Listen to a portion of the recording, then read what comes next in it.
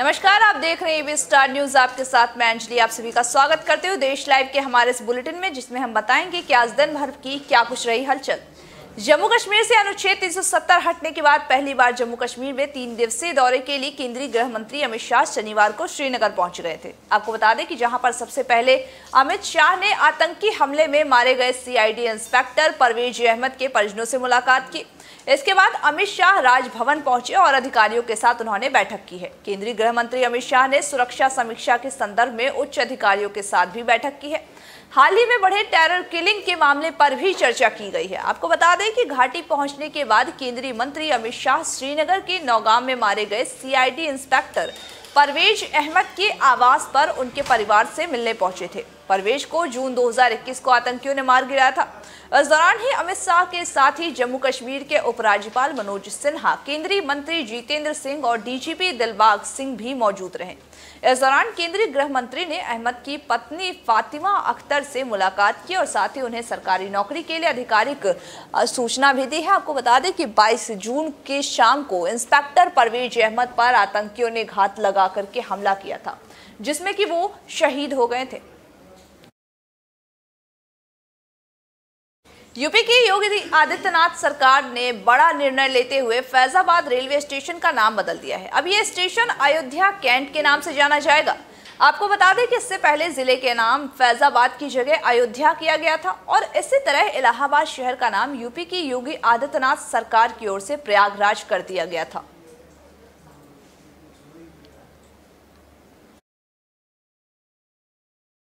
UP विधानसभा चुनाव की तैयारियों में जुटी कांग्रेस प्रदेश भर में आज से प्रतिज्ञा यात्रा निकालेगी। कांग्रेस महासचिव और यूपी प्रभारी प्रियंका गांधी वाड्रा ने यूपी के हर छोर में जाने वाली कांग्रेस की प्रतिज्ञा यात्रा को बाराबंकी से हरी झंडी दिखाते हुए पार्टी की 7 प्रतिज्ञाओं की घोषणा की है।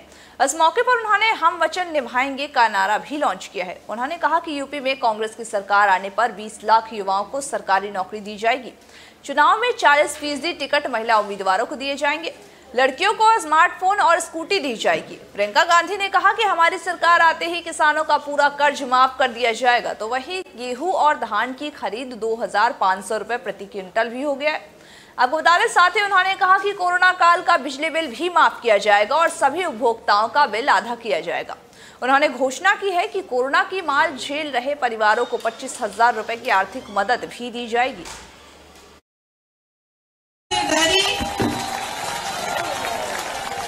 लड़कियों को, छात्राओं को स्मार्टफोन और स्कूटी। दूसरी प्रतिज्ञा, किसानों का पूरा कर्जा माफ होगा। तीसरी प्रतिज्ञा, यूपी के पीलीभीत से बीजेपी सांसद वरुण गांधी लंबे समय से लगातार किसानों के मुद्दे पर यूपी की योगी सरकार को सलाह देते हुए नजर आ रहे हैं। तो वहीं वरुण गांधी अक्सर ही यूपी सरकार को पत्र लिखने के साथ ट्वीट्स आदि करके भी किसानों के मुद्दे पर ध्यान आकर्षित करते हैं। तो वहीं शनिवार को वरुण ने यूपी में धान की फसल को लेकर के मंडियों में किसानों की उपेक्षा संबंधित मुद्दों पर भी ट्वीट किया है। वरुण गांधी ने शनिवार को एक किसान का वीडियो ट्वीट करते हुए लिखा है कि उत्तर प्रदेश के किसान समोद सिंह पिछले 15 दिनों से अपने धान की फसल को बेचने के लिए मंडियों में मारे फिर रहे हैं। जब धान बिका नहीं तो निराश होकर के इसमें स्वयं आग लगा दी इन्होंने। इस व्यवस्था ने किसानों को कहां लाकर खड़ा कर दिया है। कृषि नीति पर पुनर्चिंतन आज की सबसे बड़ी जरूरत है। वरुण गांधी ने अपने ट्वीट में कृषि नीति पर दोबारा चिंतन करने की जरूरत भी बताई है। अपने ट्वीट के माध्यम से उन्होंने कहा कि अगर ऐसी व्यवस्था है जिसमें किसानों को मजबूरन अपनी फसल को ही आग लगाना पड़े, तो ऐसी नीति पर फिर से चिंतन मनन करने की आवश्यकता है। इससे पहले वरुण ने लखीमपुर में हुई हिंसक घटना के विरोध में भी कई ट्वीट किए थे और योगी सरकार से दोषी को सजा दिलाने की भी बात कही थी। भारतीय मूल की वीरा टंडन ने एक बार फिर से राष्ट्रपति जो बाइडेन का भरोसा जीत लिया है। इस बार उन्हें व्हाइट हाउस में स्टाफ सचिव नियुक्त किया गया है। इस नियुक्ति के बाद उन्हें अहम जिम्मेदारी भी दी गई है, जिसके तहत उनके पास अब राष्ट्रपति बाइडेन के सभी दस्तावेजों को नियंत्रण रहेगा। नीरा टंडन इस पद पर आसानी से होने वाले भारतीय अमेरिका होंगी। तो मैं आपको बता दें कि इससे पहले भी मई माह में नीरा को जो बाइडेन का वरिष्ठ सलाहकार नियुक्त किया गया था। व्हाइट हाउस के स्टाफ सचिव पर्दे के पीछे रहकर काम करते हैं, लेकिन इनकी भूमिका बेहद ही महत्वपूर्ण है।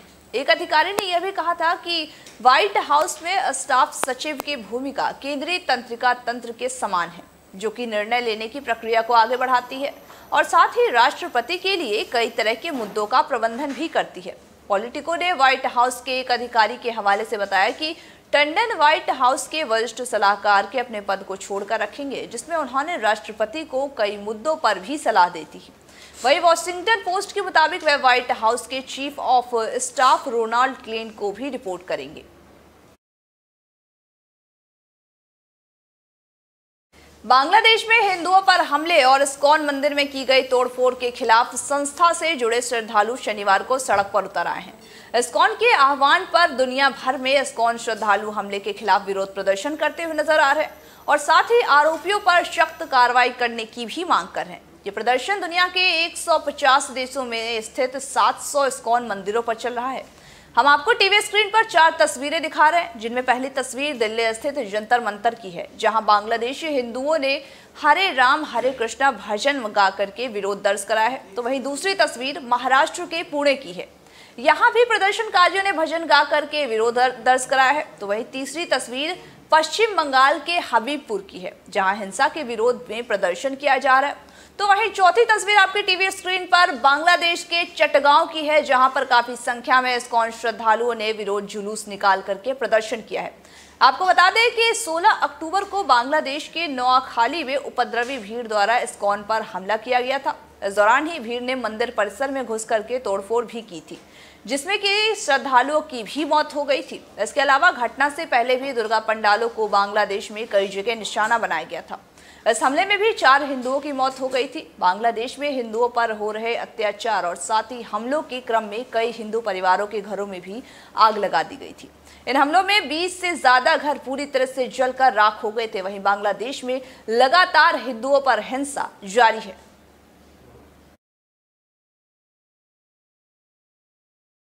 अफगानिस्तान में तालिबान ने अपना दोगला रवैया दिखा दिया। सत्ता पर कब्जा करने के बाद तालिबान ने मान्यता पाने के लिए सभी धर्मों के साथ लेकर चलने का दावा किया था, लेकिन अब अल्पसंख्यकों के लिए वहां सुरक्षा हालात बद से बदतर होते जा रहे हैं। खासतौर पर सिख समुदाय में अफगानिस्तान में रहने वाले संकट मंडराया जा रहा है।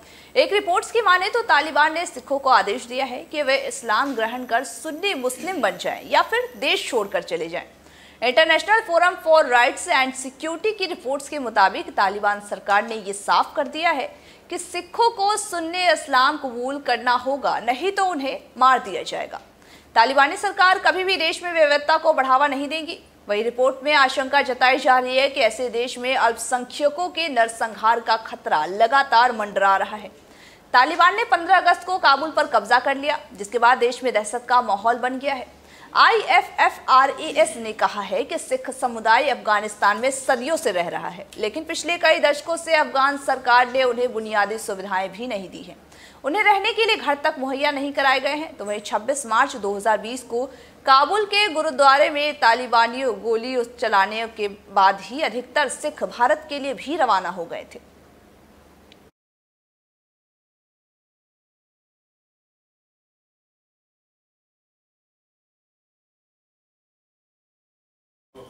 एक तरफ जहां पेट्रोल, डीजल, गैस और खाने की तेल के दाम तेजी से बढ़ते हुए नजर आ रहे हैं, तो वहीं अब दैनिक उपयोग में आने वाली माचिस की कीमत भी 14 साल बाद बढ़ने जा रही है। 1 रुपए में मिलने वाली माचिस की डिब्बी अब 2 रुपए में मिलेगी। तो वहीं नई कीमत 1 दिसंबर से लागू होगी। आपको बता दें कि 5 प्रमुख माचिस उद्योग निकायों के प्रतिनिधियों ने सर्वसम्मति से 1 दिसंबर से प्रति माचिस की कीमत 1 रुपए से बढ़ा करके 2 रुपए करने का फैसला लिया है। पिछली बार माचिस के डिब्बे की कीमत में वर्ष 2007 में संशोधन किया गया था। तब 50 पैसे से बढ़ा करके माचिस के डिब्बे की कीमत 1 रुपए कर दी गई थी। तो वहीं गुरुवार को शिवकाशी में ऑल इंडिया चैम्बर ऑफ माचिस की बैठक में यह निर्णय भी लिया गया है। आज के हमारे इस देश लाइव के बुलेटिन में बस इतना ही। मुझे दीजिए इजाजत और तमाम बाकी खबरों के अपडेट्स के लिए बने रहिए हमारे साथ और देखते रहिए AB स्टार न्यूज़।